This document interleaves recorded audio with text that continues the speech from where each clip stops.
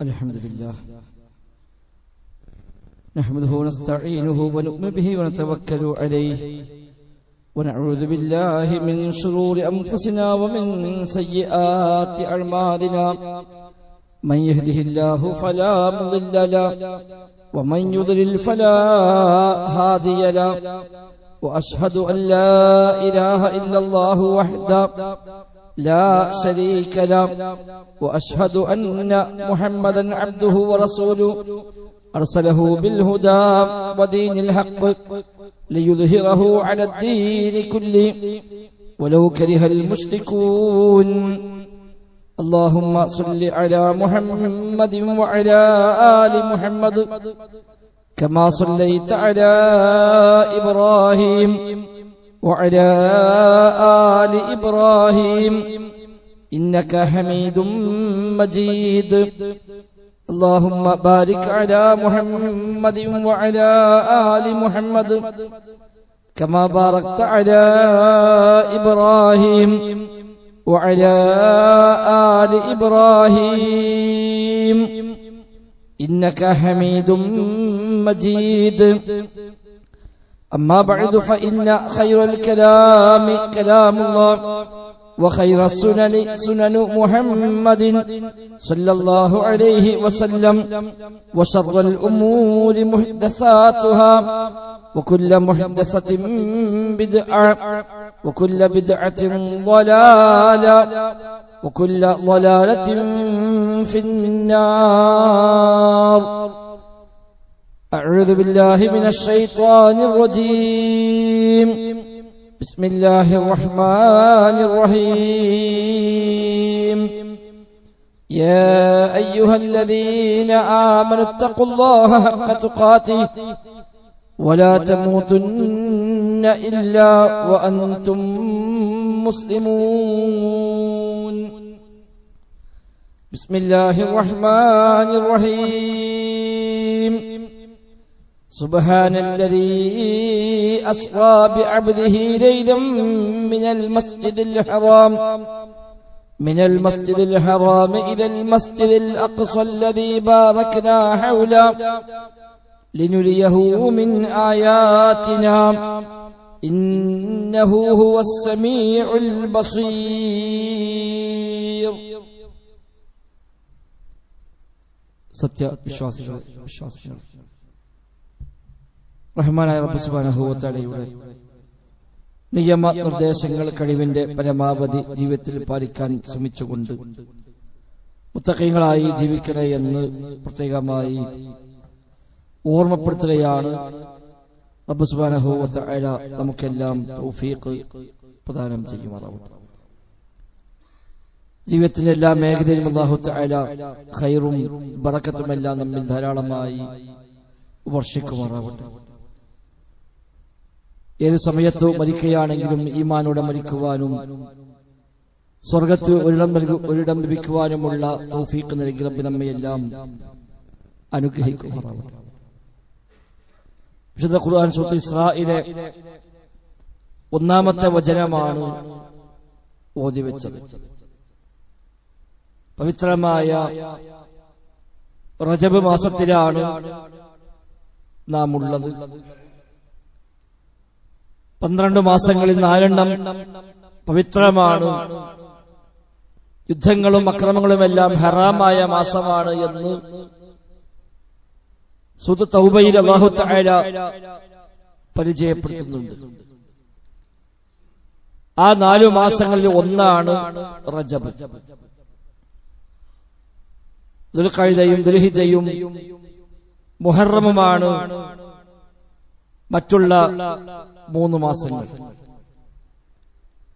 ഈ 4 മാസങ്ങളിൽ അക്രമങ്ങൾ പാടില്ല, യുദ്ധം ചെയ്യാൻ പാടില്ല എന്ന് ഇസ്ലാം നിശ്ചയിച്ചു. അത് പഴയ കാലത്ത് പ്രവാചകൻ വരുന്നതിന് മുമ്പ് ഉള്ള കാലത്ത് പോലും മക്കയിലെ അറബികളായ മുസ്ലിങ്ങളായ ആളുകൾ പോലും പാലിച്ചു പോകുന്ന നിയമമാണ് ഈ 4 മാസങ്ങൾ പവിത്രമാണ് എന്നത്. പക്ഷെ അവർ ചില നീക്കുപോക്കുകൾ നടത്താറുണ്ടായിരുന്നു എന്ന് മാത്രം.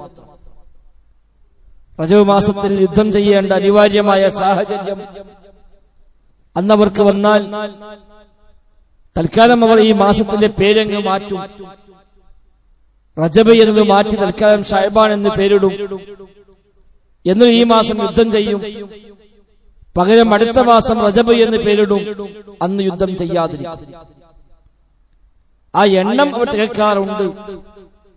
എന്നാൽ മാസങ്ങളിൽ തിരിമറികൾ അവർ നടത്താറുണ്ട്. വിശുദ്ധ ഖുർആൻ അക്കാര്യം എടുത്തു പറഞ്ഞു, ഇന്നമൻ നസീഉ സിയാദത്തുൻ ഫിൽ കുഫർ. മാസങ്ങളിൽ കാണിക്കുന്ന കൃത്രിമത്വങ്ങൾ അത് കുഫറിന്റെ ഭാഗമാണ്, അവിശ്വാസത്തിന്റെ വർധനവാണ് എന്നാണ് ആ ആയത്തിൽ അല്ലാഹു തആല നമ്മെ പരിചയപ്പെടുത്തിയത്. നമ്മുടെ നാട്ടിൽ ഇന്ന് റജബ് എന്ന് കേൾക്കുമ്പോൾ ഒരു പവിത്രമായ മാസം എന്ന ആശയത്തെക്കാൾ ഏറെ മിഅ്റാജ് നടന്ന മാസം എന്ന അർത്ഥത്തിലാണ് ആളുകൾ പലപ്പോഴും അതിനെ സ്വീകരിക്കാറുള്ളത്. മിഅ്റാജ് പ്രഭാഷണങ്ങളും മിഅ്റാജ് നോമ്പും മിഅ്റാജിന്റെ പേര് ദുആ സമ്മേളനങ്ങളും അടക്കം ഈ മാസം നാട്ടിൽ വ്യാപകമാണ്. യഥാർത്ഥത്തിൽ മിഅ്റാജ് സത്യമാണ്, ഇസ്രാ സത്യമാണ്. രണ്ടും വിശുദ്ധ ഖുർആൻ പറഞ്ഞ കാര്യങ്ങളാണ്.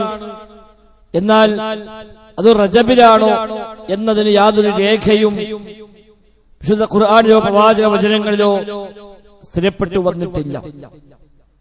അല്ലാഹുവിന്റെ റസൂലിന്റെ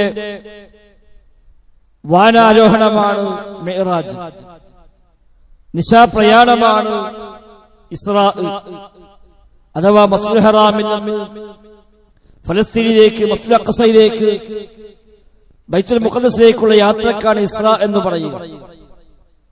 ഓതിവെച്ച ആയത്താണ് സുബ്ഹാനല്ലദി അസ്റാ ബിഅബ്ദിഹി ലൈലൻ മിനൽ മസ്ജിദിൽ ഹറാം ഇലൽ മസ്ജിദിൽ അഖ്സ.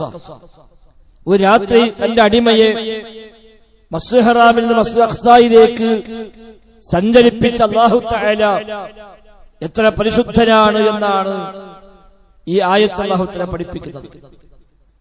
ആ ബൈത്തുൽ മുഖദ്ദസിൽ നിന്ന് ആകാശലോകത്തേക്കുള്ള യാത്രയാണ് മിഅ്റാജ് എന്നത്. ജിബ്രീൽ സല്ലല്ലാഹു അലൈഹി വസല്ലമിന്റെ കൂടെ ബുറാഖ് എന്ന പ്രത്യേകമായ വാഹനത്തിലാണ് നബി തങ്ങൾ ആ യാത്ര ചെയ്തത്. 7 ആകാശങ്ങളിൽ സഞ്ചരിച്ചു, സ്വർഗം കണ്ടു, നരകം കണ്ടു, ധാരാളമായ കാഴ്ചകൾ പ്രവാചകർ കണ്ടു, വ്യത്യസ്തമായ അത്ഭുതങ്ങൾ അല്ലാഹു തആല കാണിച്ചു കൊടുത്തു. അതിനായിരുന്നു ഈ 2 യാത്രകൾ. സൂറത്തുൽ നജ്മിൽ മിഅ്റാജുമായി ബന്ധപ്പെട്ട വിഷയങ്ങൾ അല്ലാഹു തആല പരാമർശിക്കുന്നുണ്ട്. വലഖദ് റആഹു നസ്ലതൻ ഉഖറാ ഇൻദ സിദ്റത്തിൽ മുൻതഹ ഇൻദഹാ ജന്നത്തുൽ മഅ്വാ ഇദ യഗ്ഷ സിദ്റത മാ യഗ്ഷ മാ സാഗൽ ബസ്റു മാ റആ എന്ന് പറയുന്ന ആയത്തുകളിലൂടെ അല്ലാഹു തആല കാര്യം പരിചയപ്പെടുത്തി. ഈ 2 യാത്രകൾ സത്യമാണ്. ധാരാളം അത്ഭുതങ്ങൾ ആ യാത്രയിലുണ്ട്. ഒരുപാട് പാഠങ്ങൾ നമുക്കതിലൂടെ നൽകപ്പെട്ടിട്ടുണ്ട്. 5 നേരത്തെ നമസ്കാരം പോലും ഫർളായത് ആ മിഅ്റാജ് യാത്രയിലാണല്ലോ. അതേസമയം അത് എന്നാണ്, റജബിലാണോ അല്ലാത്ത മറ്റു മാസങ്ങളിലാണോ, ഇനി റജബിലാണെങ്കിൽ ഏത് ദിവസമാണ്, ഏത് ഡേറ്റ് ആണ് എന്നൊന്നും അല്ലാഹു റസൂല് നമ്മെ അറിയിച്ചിട്ടില്ല. കാരണം ആ ഡേറ്റ് അറിയുക എന്നതിൽ പ്രത്യേകിച്ച് കാര്യമൊന്നുമില്ല. അന്ന് പ്രത്യേകമായ അമലുകൾ, പ്രത്യേകമായ ഇബാദാത്തുകൾ ചെയ്യണമെങ്കിൽ നമുക്കത് പ്രത്യേകം രേഖ വേണമല്ലോ. അതില്ലാത്ത പശ്ചാത്തലത്തിൽ പിന്നെ എന്താണ് മിഅ്റാജ് എന്ന് അറിഞ്ഞതുകൊണ്ട് പ്രത്യേകിച്ച് പ്രയോജനമൊന്നുമില്ല. എന്താണ് മിഅ്റാജ് എന്നറിയേണ്ടത്, എന്തിനാണ് മിഅ്റാജ് എന്നറിയേണ്ടത്, ആ മിഅ്റാജിന്റെ പാഠങ്ങൾ എന്താണ് എന്നാണ് നമ്മൾ അറിയേണ്ടത്. അല്ലാതെ എന്താണ് ആ ഡേറ്റ് കിട്ടി, ആ ഡേറ്റ് പ്രത്യേകമായി ആണ്ടറിയാക്കി അന്ന് പ്രത്യേകമായ ആഘോഷങ്ങളും പ്രത്യേകമായ ഭക്ഷണങ്ങളും പ്രത്യേകമായ പലഹാരങ്ങളും ഉണ്ടാക്കി അങ്ങനെ ഒരു ആഘോഷിക്കാനുള്ള രീതിയായിട്ടല്ല ഈ ഇത്തരം ഡേറ്റുകളെ ഇസ്ലാം കണക്കാക്കുന്നത്. നബി തങ്ങളെ മിഅ്റാജ് എന്നാണെന്ന കാര്യത്തിൽ പണ്ഡിത ലോകത്ത് 10-ലേറെ അഭിപ്രായങ്ങൾ കാണാൻ കഴിയും. ഏതു മാസമാണ് എന്ന് അഭിപ്രായ വ്യത്യാസമുണ്ട്. ആ മാസത്തിൽ തന്നെ ഏത് ഡേറ്റ് ആണ് എന്ന് അഭിപ്രായ വ്യത്യാസമുണ്ട്. അത് ഏത് ദിവസമാണ്, തിങ്കളാഴ്ചയാണോ വെള്ളിയാഴ്ചയാണോ മറ്റു ദിവസങ്ങളാണോ, അത് അഭിപ്രായ വ്യത്യാസങ്ങളുണ്ട്.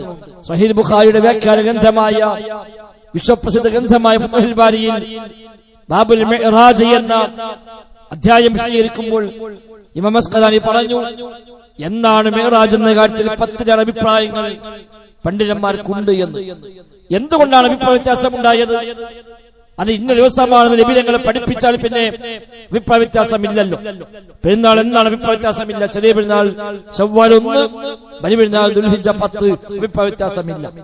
അറഫ നോമ്പ് എന്ന അഭിപ്രായ വ്യത്യാസമില്ല, ദുൽഹിജ്ജ 9 മുഹറം 9, 10 ആശൂറ താസുആവും അഭിപ്രായ വ്യത്യാസമില്ലല്ലോ. എന്തുകൊണ്ട് അഭിപ്രായ വ്യത്യാസമില്ല? അത് വ്യക്തമായി നബി തങ്ങൾ പഠിപ്പിച്ചു, ഹദീസിൽ സ്ഥിരപ്പെട്ടു. എന്നാൽ മിഅ്റാജ് എന്താണ് എന്ന് ധാരാളം അഭിപ്രായങ്ങൾ. കാരണം അത് കണിശമായി കൃത്യമായി പഠിപ്പിക്കപ്പെട്ടിട്ടില്ല. ഇന്ന മാസമാണെന്നോ ഇന്ന ഡേറ്റ് ആണെന്നോ പഠിപ്പിക്കപ്പെട്ടിട്ടില്ല. മാത്രവുമല്ല, മിഅ്റാജ് യാത്രയ്ക്ക് ശേഷം 10 കൊല്ലം പ്രവാചകർ ജീവിച്ചിട്ട് ആ 10 വർഷങ്ങളിൽ എന്തെങ്കിലും ഒരു റജബ് മാസം വരുമ്പോൾ അല്ലെങ്കിൽ മറ്റൊരു മാസം വരുമ്പോൾ ഞാൻ മിഅ്റാജ് പോയ മാസമാണ്, മിഅ്റാജ് പോയ ദിവസമാണ്, അതുകൊണ്ട് വരൂ നമുക്ക് ആഘോഷിക്കാം, സംഘടിക്കാം എന്ന് പറഞ്ഞ് അത് പ്രത്യേകമായി എന്തെങ്കിലും ഒരു ഇബാദത്തോ പ്രത്യേകമായ ആഘോഷങ്ങളോ അതിന്റെ പേരിൽ എന്തെങ്കിലും ഒരു അനുസ്മരണമോ നബി തങ്ങൾ നടത്തിയിട്ടില്ല. അതുകൊണ്ടാണ് അഭിപ്രായ വ്യത്യാസം ഉണ്ടായത്. അതേസമയം ആ മിഅ്റാജ് നൽകുന്ന പാഠങ്ങൾ ധാരാളമാണ്. വിശുദ്ധ ഖുർആൻ തന്നെ ഈ വിഷയം പറയുമ്പോൾ ആരംഭിച്ചു തന്നെ സുബ്ഹാനല്ലദീ അസ്റാ എന്ന പ്രയോഗം. സുബ്ഹാന, അല്ലാഹു എത്ര പരിശുദ്ധനാണ് എന്നാണ്. റബ്ബ് എത്ര പരിശുദ്ധനാണ്, അവന് കഴിയാത്ത കാര്യങ്ങളൊന്നുമില്ല. പടച്ച റബ്ബ് എല്ലാത്തിനും കഴിവുള്ളവനാണ്, അവന് കഴിയാത്ത നടപ്പാക്കാൻ പ്രയാസമുള്ള ഒന്നും തന്നെ ഇല്ല. ഫഅാലുൻ ലിമാ യുരീദ്, എന്തുദ്ദേശിച്ചുവോ അത് പ്രവർത്തിക്കുന്നവനാണ് അല്ലാഹു തആല. എന്തൊരു കാര്യം ഉണ്ടാകണമെന്ന് റബ്ബ് ഉദ്ദേശിച്ചാൽ കുഞ്ഞെന്ന് പറഞ്ഞാൽ മതി, ഫയകൂൻ, അതുണ്ടായി തീരുമെന്നാണ് അല്ലാഹു തആല പരിചയപ്പെടുത്തിയത്. എങ്കിൽ തന്റെ അടിമയായ പ്രവാചകരെ ഒറ്റ രാത്രി കൊണ്ട് മസ്ജിദുൽ ഹറാമിൽ നിന്ന് ബൈത്തുൽ മുഖദ്ദസിലേക്ക് ഫലസ്തീനിലേക്ക് കൊണ്ടുപോകുന്നു. അവിടെ എല്ലാ അമ്പിയാക്കളെയും അല്ലാഹു തആല ഒരുമിച്ച് കൂട്ടുന്നു. അവർക്ക് ഇമാമായി നബി തങ്ങൾ നിസ്കരിക്കുന്നു. ശേഷം അവിടുന്ന് ആകാശലോകത്തേക്ക് യാത്ര പോകുന്നു. ഓരോ ആകാശത്തിലും ഓരോ പ്രവാചകന്മാരെ കാണുന്നു. മലക്കൾ സലാം പറയുന്നു, പ്രവാചകന്മാർ സലാം പറയുന്നു, സ്വാഗതമോതുന്നു. വ്യത്യസ്തമായ കാഴ്ചകൾ നബി തങ്ങൾ ആ യാത്രയിൽ കാണുന്നു.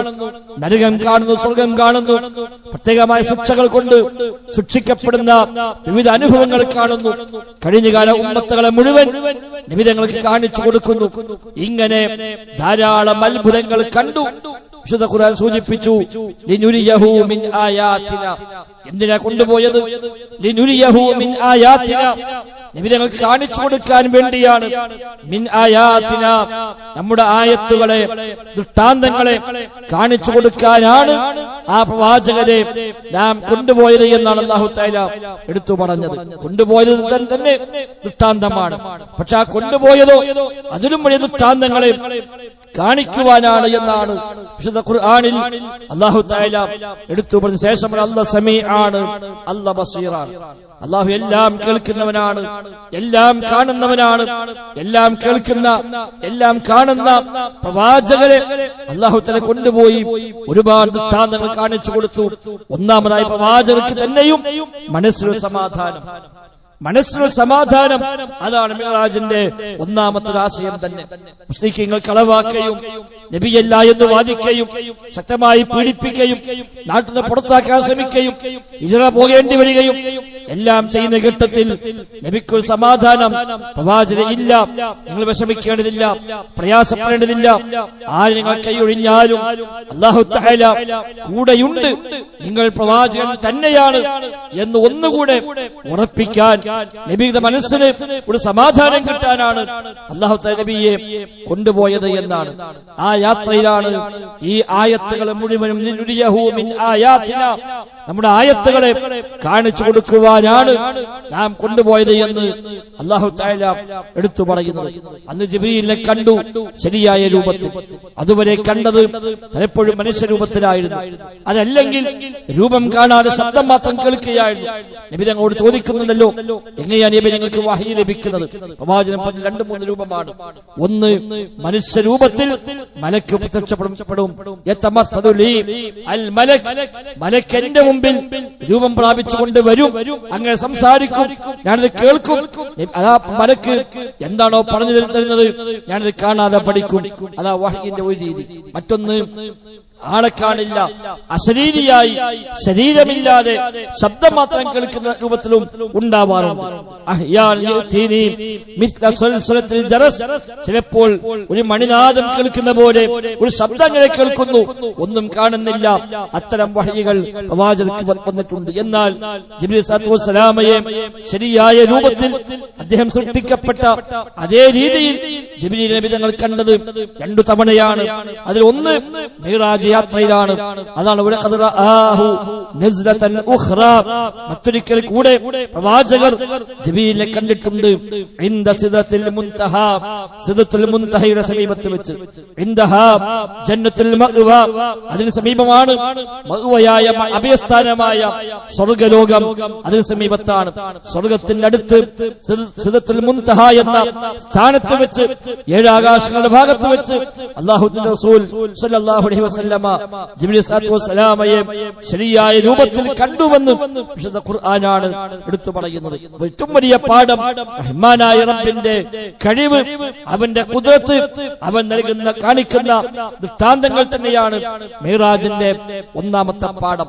അതോടൊപ്പം അല്ലാഹുവും റസൂലും പറഞ്ഞാൽ പിന്നെ സംശയമില്ലാതെ ചോദ്യമില്ലാതെ അംഗീകരിക്കുക എന്ന വിശ്വാസികൾ തയ്യാറാകണമെന്ന പാഠമാണ് മിഅ്റാജ് നൽകുന്ന മറ്റൊരു പാഠം.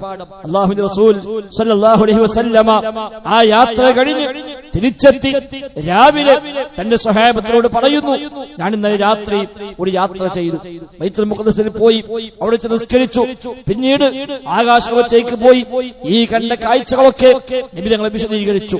സ്വഹാബിമാർ അംഗീകരിച്ചു. ഈ വിവരം പുറത്ത് പ്രചരിച്ചപ്പോൾ അബൂജഹലും കൂട്ടരുമടക്കം പറഞ്ഞു, എന്താണ് ഈ മുഹമ്മദിന്റെ കഥ?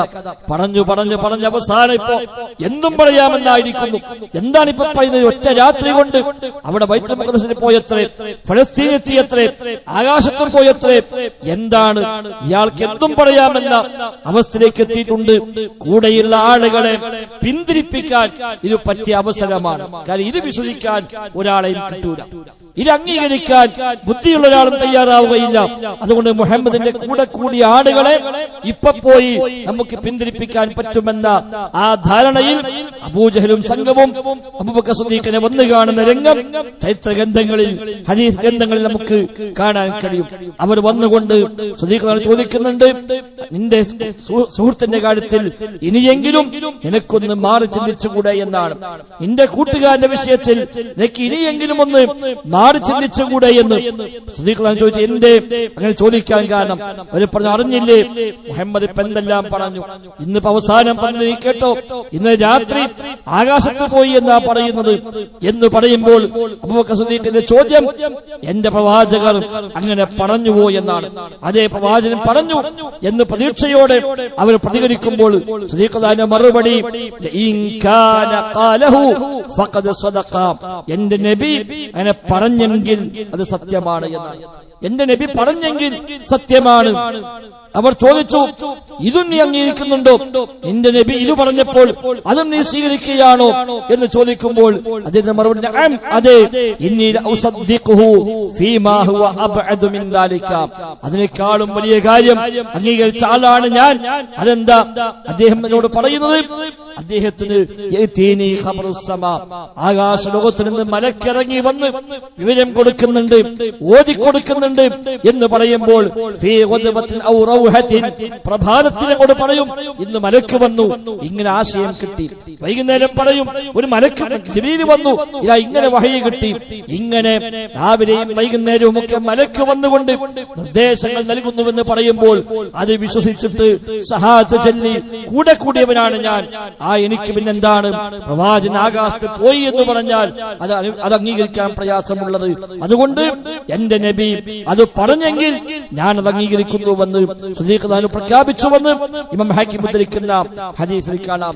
ഫളിദാലിക സുമ്മിയ അബൂബക്കർ അസ്-സിദ്ദീഖ്, അദ്ദേഹത്തെ അബൂബക്കർ എന്ന അദ്ദേഹത്തിന് സിദ്ദീഖ് എന്ന പേര് വരാൻ കാരണം ഇതാണ് എന്നാണ്. സിദ്ദീഖ് സത്യപ്പെടുത്തുന്നവൻ, സത്യപ്പെടുത്തുന്നവൻ, അംഗീകരിക്കുന്നവൻ എന്നർത്ഥത്തിൽ സിദ്ദീഖ് എന്ന പേര് അദ്ദേഹത്തിന് ഒരു ഓമന പേരായി, ഒരു അപരനാമമായി അദ്ദേഹത്തിന് ലഭിച്ചത് ഈ സംഭവം കാരണമായിട്ടാണ് എന്നാണ് വ്യാഖ്യാതാക്കൾ അഭിപ്രായപ്പെടുന്നത്. സഹോദരങ്ങൾ, വിശ്വാസികളുടെ നിലപാടാണത്. അബൂജഹലിന്റെ നിലപാട് തന്റെ യുക്തിക്ക് ചോദിച്ചാൽ മാത്രം സ്വീകരിക്കുന്നതാണ്. അതൊക്കെ നടക്കുമോ, കഴിയുമോ എന്ന് ആലോചിച്ചുകൊണ്ട് തന്റെ ബുദ്ധിക്ക് യോജിക്കുന്നില്ല. അതുകൊണ്ട് മുഹമ്മദ് അപ്പറഞ്ഞത് ശരിയല്ല എന്ന നിലപാടാണ് അബൂജഹലിന്റെ നിലപാട്. അബൂബക്കർ നിലപാടോ എന്ന് നബി പറഞ്ഞെങ്കിൽ സത്യമാണ്, പിന്നെ വേറെ ചോദ്യമില്ല. കാരണം അല്ലാഹുവിന്റെ റസൂലാണ് എന്ന് അംഗീകരിക്കുന്നു. അല്ലാഹു നിയോഗിച്ച റസൂലാണെങ്കിൽ ആ അല്ലാഹ് വിവരം നൽകിയാൽ അത് സ്വീകരിക്കാൻ പ്രയാസമില്ല. ആ പ്രവാചകനാണ് എന്ന് സാക്ഷ്യപ്പെടുത്താൻ തയ്യാറുണ്ടോ? അശ്ഹദു അന്ന മുഹമ്മദ് റസൂലുള്ളാഹ്, മുഹമ്മദ് നബി സ്വല്ലല്ലാഹു അലൈഹി വസല്ലമ അല്ലാഹുവിന്റെ റസൂലാണ് എന്ന് ഞാൻ സാക്ഷ്യം വഹിക്കുന്നു എന്നാണെങ്കിൽ പിന്നെ ആ നബി എന്തു പറഞ്ഞാലും സമിഅനാ വ അത്വഅനാ, കേട്ടു, അനുസരിച്ചു, അതാണ് വിശ്വാസത്തിന്റെ നിലപാട്. അല്ലാതെ അതെങ്ങനെ ഉണ്ടാകുമോ, അത് ശരിയാകുമോ, ആ ഹദീസ് അംഗീകരിക്കാൻ പറ്റുമോ, ഈ ആയത്ത് അംഗീകരിക്കാൻ പറ്റുമോ, ആ ഹദീസ് ഖുർആനെതിരല്ലേ, ആ വക ന്യായങ്ങളൊന്നും വിശ്വാസികൾക്കില്ല. എന്റെ നബി പറഞ്ഞെങ്കിൽ സത്യമാണ്, എന്റെ നബി പറഞ്ഞോ പറഞ്ഞില്ലേ എന്ന് മാത്രമേ അന്വേഷിക്കേണ്ടതുള്ളൂ. പറഞ്ഞുവെന്ന് ബോധ്യപ്പെട്ടു കഴിഞ്ഞാൽ പിന്നെ അവിടെ മറ്റു ന്യായങ്ങൾക്കൊന്നും പ്രസക്തിയില്ല. സമിഅനാ വ അത്വഅനാ, കേട്ടു, അനുസരിച്ചു. ആ പാഠമാണ് മിഅ്റാജ് നൽകുന്ന മറ്റൊരു പാഠം. മൂന്നാമതായി, പ്രവാചകനാണെങ്കിലും അല്ലാഹു ഉപയോഗിച്ച വാക്കെന്താ? സുബ്ഹാനല്ലദീ അസ്റാ ബിഅബ്ദിഹി, തന്റെ അടിമയെ കൊണ്ടുപോയി അല്ലാഹു തആല. എത്ര പരിശുദ്ധനാണ് എന്നാണ്. അസ്റഫുൽ ഖൽഖാണ്, സൃഷ്ടികൾ ഏറ്റവും ഉത്തമരാണ്. എന്നിട്ട് പോലും തന്റെ അടിമയെ എന്നാണ് അല്ലാഹു പ്രയോഗിച്ചത്. എത്ര വലിയവനും പടച്ച റബ്ബിന്റെ അടിമയാണ്. ഒരാളും പടച്ചോനാകുന്നില്ല, ഒരാളും ഇലാഹാകുന്നില്ല, ഒരാളും ആരാധിക്കപ്പെടാൻ അർഹതയിലേക്ക് എത്തുന്നില്ല. വിളിച്ചു തേടപ്പെടുവാൻ, പ്രാർത്ഥിക്കപ്പെടുവാൻ, നേർച്ച നേരപ്പെടുവാൻ, ജീവിതത്തിലെ ഏത് പ്രതിസന്ധിയിലും വിളിച്ചാർത്ഥിക്കുവാൻ വകുപ്പുള്ള ഒരടിമയുമില്ല. അത് ഉടമയോട് മാത്രം, അത് പടച്ച റബ്ബിനോട് മാത്രം. അല്ലാഹ് എന്നല്ലാത്തൊരു വിളി, അല്ലാഹുവിന്റെ ഒരു പടപ്പിനോട് വിളി ഉണ്ടായിക്കൂടാ. എത്ര വലിയ സൃഷ്ടിയാവട്ടെ, അവർ അടിമയാണ്. സുബ്ഹാനല്ലദീ അസ്റാ ബിഅബ്ദിഹി, തന്റെ അടിമയെ കൊണ്ടുപോയ അല്ലാഹു എത്ര പരിശുദ്ധനാണ്. നബി തങ്ങളും പറഞ്ഞു, ലാ തുത്റൂനി കമാ അത്വത്തിൻ നസാറ ഇബ്ന മറിയം, നസാറാക്കൾ ഈസ ഇബ്നു മറിയമിനെ അമിതമായി പ്രശംസിച്ചതുപോലെ നിങ്ങൾ എന്നെ അമിതമായി പ്രശംസിക്കരുത്. നിങ്ങൾ പറയേണ്ടത് അബ്ദുല്ലാഹി വറസൂലുഹു എന്നാണ്. അല്ലാഹുവിന്റെ അടിമയാണ്, അവന്റെ റസൂലാണ് എന്ന് പറയുക. അല്ലാതെ അവര് പറഞ്ഞതുപോലെ അമിതമായി പറയല്ല എന്ന് നബി തങ്ങൾ പറയുന്നു. അല്ലാഹുവിന്റെ റസൂല് പോലും അല്ലാഹുവിന്റെ അടിമയാണെന്ന് പറയുമ്പോഴാണ് നമ്മുടെ നാട്ടിൽ ചില മാനസിക രോഗികൾ പോലും പടച്ചോനാണ്, മുദബ്ബിറാണ്, ലോകം നിയന്ത്രിക്കുന്നവരാണ്, എല്ലാം അവരെ കൺട്രോളിലാണ് എന്ന് വരെ വിശ്വസിക്കാൻ മുസ്ലിമീങ്ങൾ പോലും തയ്യാറാകുന്നത് സഹോദരങ്ങൾ ഗൗരവമാണ്. അതുകൊണ്ട് മിഅ്റാജ് എന്ന പേരും പറഞ്ഞിട്ട് എന്തൊക്കെയോ കാട്ടിക്കൂട്ടതല്ല. ആ മിഅ്റാജിന്റെ പാഠങ്ങളെ ഉൾക്കൊള്ളലാണ് അതിപ്രധാനം. ഏതിലുമുണ്ട് നമുക്ക് ഗുണപാഠങ്ങൾ. ആ പാഠങ്ങൾ സ്വീകരിക്കാൻ, അത് പഠിക്കാൻ നാം തയ്യാറാവുക. അല്ലാഹു തആല തൗഫീഖ് പ്രദാനം ചെയ്യുമാറാവട്ടെ.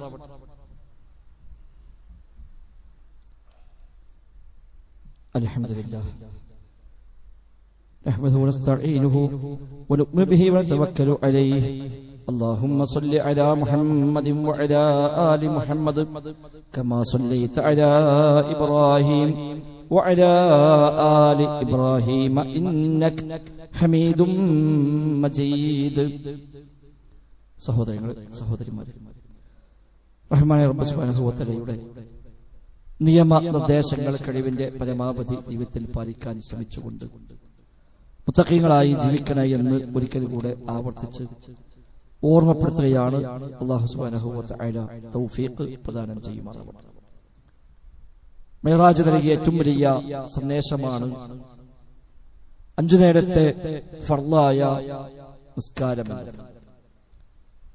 മിഅ്റാജ് യാത്രയിൽ അല്ലാഹു തആല തന്റെ ഏറ്റവും പ്രിയപ്പെട്ട ദാസനായ ഹബീബായ മുഹമ്മദ് മുസ്തഫ സ്വല്ലല്ലാഹു അലൈഹി വസല്ലം തങ്ങൾക്ക് നൽകിയ സമ്മാനമാണ് 5 നേരത്തെ നിസ്കാരം 5ആണെങ്കിലും 50ന്റെ സ്ഥാനത്താണ് എന്നാണ് ഈ നിസ്കാരത്തെ പറ്റി അല്ലാഹു തആല തന്നെ നബിയോട് പറയുന്നു.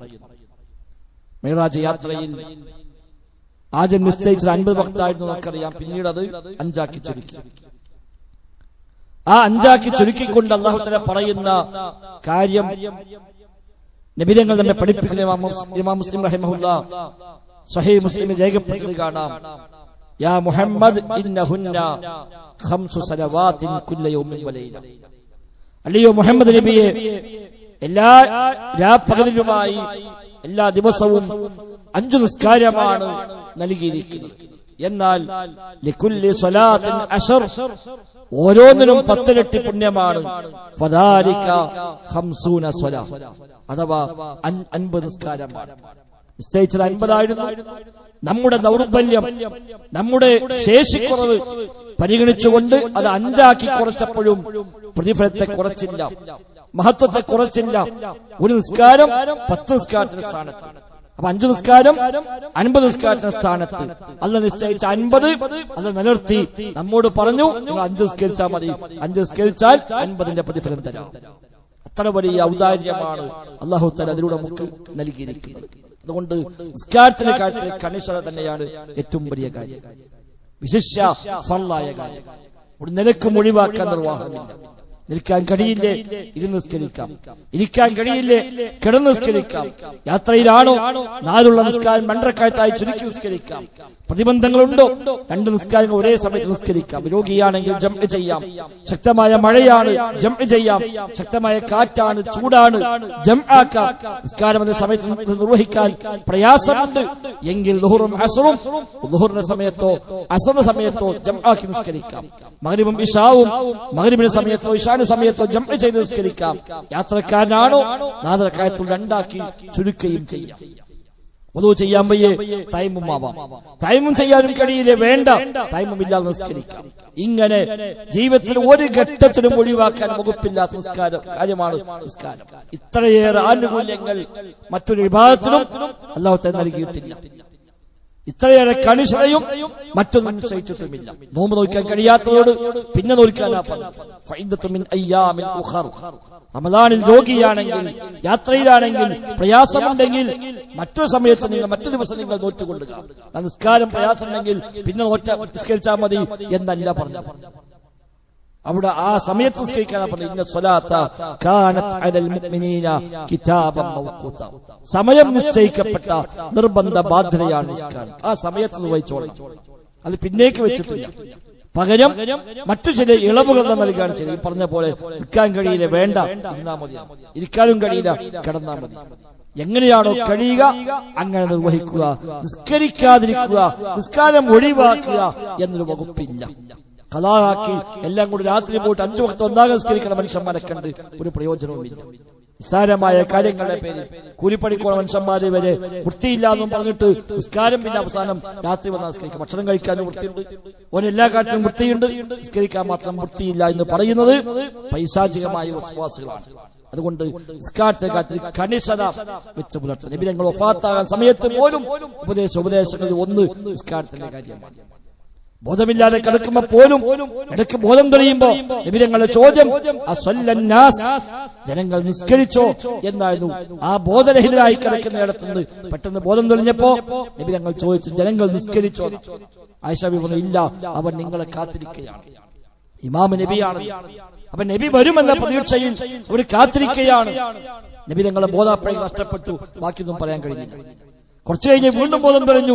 അപ്പോഴും ചോദിക്കുക, സ്വല്ലന്നാസ്, ജനങ്ങൾ നിസ്കരിച്ചുവോ? ഇല്ല, അവർ നബിയെ നിങ്ങളെ കാത്തിരിക്കുകയാണ്. മൂന്നാമതും ആവർത്തിച്ചു. നബി ഞങ്ങൾക്ക് മനസ്സിലായി ഇരിക്കാതെ പള്ളിയിൽ ചെന്ന് അവർക്ക് ഇമാം നിൽക്കാൻ കഴിയില്ല, അതിന് പറ്റിയ സാഹചര്യമല്ല. അപ്പൊ നബി ഞങ്ങൾ പറഞ്ഞു, മുറു അബാ ബക്കറിൻ ഫൽയുസല്ലി ബിന്നാസ്, അബൂബക്കർ സിദ്ദീഖിനോട് പറയൂ, അദ്ദേഹം ഇമാം നിൽക്കട്ടെ, ജനങ്ങൾ നിസ്കരിക്കട്ടെ. ആയിഷ ബീവി പറഞ്ഞു, നബിയെ വാപ്പാക്ക് കഴിയില്ല, നിങ്ങൾ നിൽക്കുന്ന സ്ഥാനത്ത് നിൽക്കാൻ വാപ്പാക്ക് കഴിയില്ല. നിന്നാൽ വാപ്പ കരഞ്ഞു പോകും, വാപ്പാക്ക് നിസ്കാരം പൂർത്തിയാക്കാൻ കഴിയില്ല. അതുകൊണ്ട് അല്ലാത്തൊരാൾ നിങ്ങൾ നിർദ്ദേശിക്കൂ നബിയെ, അതാണ് നല്ലത്. നബി ഞങ്ങൾ പറഞ്ഞു, മുറു അബാ ബക്കറിൻ ഫൽയുസല്ലി ബിന്നാസ്, അബൂബക്കർ തന്നെ ഇമാം നിൽക്കട്ടെ, അതാണ് വേണ്ടത്. അപ്പോഴും ആയിഷ ബീവി പറഞ്ഞു. അപ്പോഴും നബി തങ്ങൾ ഇല്ല, അബൂബക്കർ നിൽക്കട്ടെ. തന്റെ പകരക്കാരൻ, തനിക്ക് പകരം നിൽക്കേണ്ടവർ അദ്ദേഹമാണ് എന്ന പാഠം കൂടി നബി അവിടെ പകർന്നു നൽകുകയായിരുന്നുവെന്നാണ് പണ്ഡിതന്മാർ വ്യാഖ്യാനിക്കുന്നത്. സദീഖ് ഇമാം വന്നു, നിസ്കാരം തുടങ്ങി. നിസ്കാരം കുറച്ചായപ്പോ നബിക്ക് ഒരു ആശ്വാസം തോന്നിയപ്പോ നബി തങ്ങൾ വന്നു പള്ളിയിലേക്ക്. സദീഖ് ഇമാമിന്റെ സ്ഥാനത്ത് നിന്ന് അല്പം പിറകോട്ട് ഇറങ്ങിക്കൊടുത്തു. നബി അവിടെ ആംഗ്യം കാണിച്ചു, അവിടെ നിന്നോ നിസ്കരിച്ചോ എന്ന് ആംഗ്യം കാണിച്ചു. പക്ഷേ നബി തങ്ങൾ വന്നാ പിന്നെ നിൽക്കാൻ കഴിയില്ലല്ലോ. അദ്ദേഹം പിറകോട്ട് ഇറങ്ങി. നബി തങ്ങൾ അവിടെ ഇരുന്ന് നിസ്കരിച്ചു. നബിയുടെ നിസ്കാരത്തിന് കൂടെ കൂടിക്കൊണ്ട് സദീഖ് നിസ്കരിച്ചു. നബി പതുക്കെ പറയുന്നു, സദീഖ് ഉറക്കെ പറയുന്നു, മറ്റുള്ളവർ കേൾക്കുന്നു. അങ്ങനെ ആ നിസ്കാരം പൂർത്തിയാക്കിയത് കാണാം. അത്രയേറെ നിസ്കാരത്തിനെ കാട്ടി കണിശത പാലിച്ചു. അതുകൊണ്ട് നിസ്കാരം ഒരു കാരണവശാലും പാഴാക്കിക്കൂടാ. മിറാജ് ഏറ്റവും വലിയ പാഠം അതാണ്.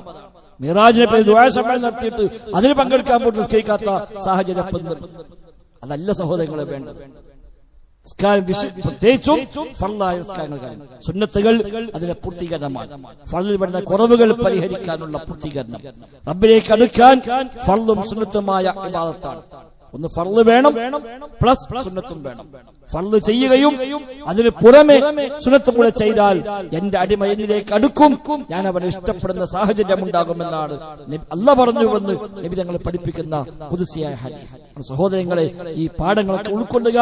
അതോടൊപ്പം മിഅ്റാജ് യാത്രയിൽ നബി തങ്ങൾ കണ്ട ഒരുപാട് ഭയാനകമായ കാഴ്ചകളുണ്ട്. നരകത്തിലെ പ്രത്യേകമായ ശിക്ഷകളുണ്ട്. പല തിന്മയ്ക്കും പല തെറ്റുകൾക്കും അള്ളാഹു നൽകുന്ന ശിക്ഷയെപ്പറ്റി അള്ളാഹു റസൂൽ അത് കണ്ടിട്ടുണ്ട്.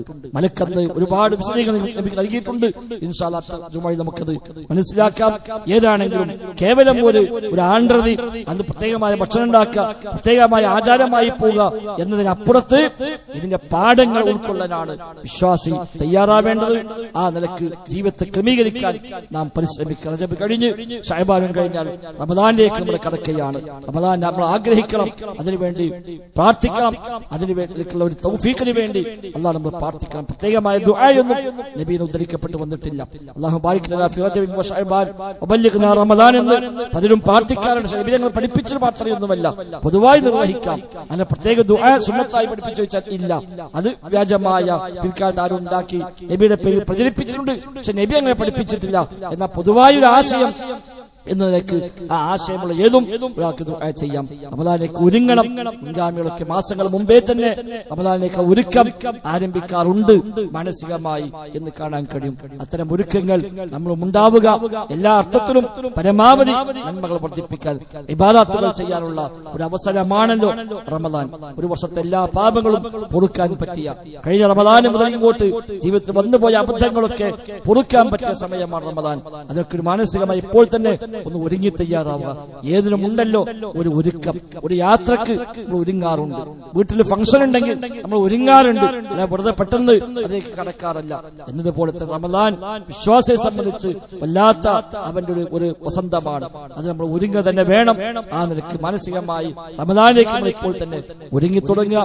തൗഫീഖിന് വേണ്ടി പ്രാർത്ഥിക്കുക. നന്മകൾ വർദ്ധിപ്പിക്കാനുള്ള പടച്ചറപ്പിന്റെ അനുഗ്രഹം ഉണ്ടാകാൻ വേണ്ടി നമ്മൾക്ക് ദുആ ചെയ്യുക. അല്ലാഹു തആല എല്ലാ അർത്ഥത്തിലും എല്ലാ നന്മയിലും ഭാഗവാക്കാവാൻ നമുക്കെല്ലാം തൗഫീഖ് പ്രദാനം ചെയ്യുമാറാവട്ടെ. اللهم ربنا آتنا في الدنيا حسنة وفي الآخرة حسنة وقنا عذاب النار. اللهم اغفر للمؤمنين والمؤمنات والمسلمين والمسلمات الأحياء منهم والأموات إنك مجيب الدعوات وقاضي الحاجات. ربنا اصرف عنا عذاب جهنم إن عذابها كان غراما إنها ساءت مستقرا ومقاما. اللهم ربنا تقبل منا ربنا تقبل منا ربنا تقبل منا إنك أنت السميع العليم وتب علينا إنك أنت التواب الرحيم. وصلى الله وسلم على محمد وآله وصحبه أجمعين والحمد لله رب العالمين.